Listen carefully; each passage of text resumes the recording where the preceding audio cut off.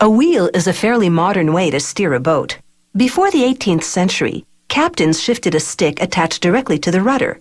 Today, ship wheels connect to the rudder through a mechanical or hydraulic system. Found mostly in yachts up to 60 meters long, they're a luxurious way to echo the glory days of the sea.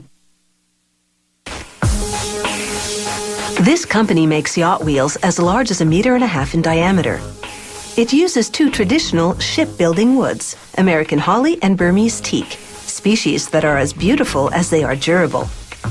Workers use a table saw to cut both types of wood into long, thin strips that'll become the wheel's rim. They measure the strips with digital calipers, then sand them down to a thickness of just 3.1 millimeters. Using a disc sander now, a worker angles the ends into what are called scarf joints. He'll join the strips by fitting these angles together. After coating each strip with epoxy, he attaches it with clamps to a round jig, waxed beforehand to prevent sticking. The glue is waterproof because the wheels are often exposed to rough weather up on deck.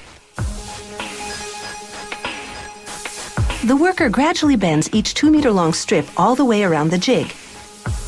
And a spring-loaded clamp temporarily holds the end of each strip in place until he aligns the scarf joint with that of the next strip. It takes up to 8 hours of non-stop work to lay all the strips. He alternates between the blonde holly and the darker teak for a total of 7 layers. Then he leaves the rim to set overnight. To make each spoke, the wheel has 5 of them, a worker temporarily joins strips of holly and teak with double-sided tape. A computer-guided cutting machine then carves an opening through the middle and shapes the outer edge into a triangular shape. This reduces the spoke's weight and helps it fit to the rim later on. Next, he removes the tape and glues the wood strips together, along with others made of carbon fiber. They strengthen the spoke while keeping it lightweight.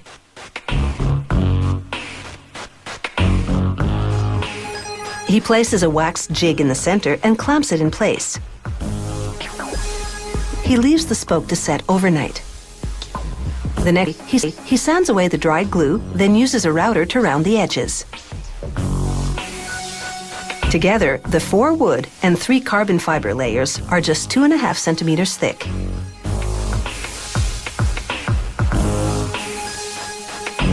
He traces a template on a stack of 14 pre-glued curved strips of holly and teak. He follows his trace lines with a bandsaw, cutting out what's called a fairing. This component will join each spoke to the rim.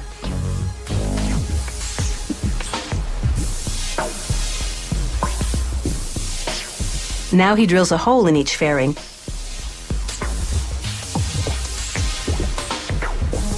and inserts a temporary dowel to position a reinforcing strip of carbon fiber at the top.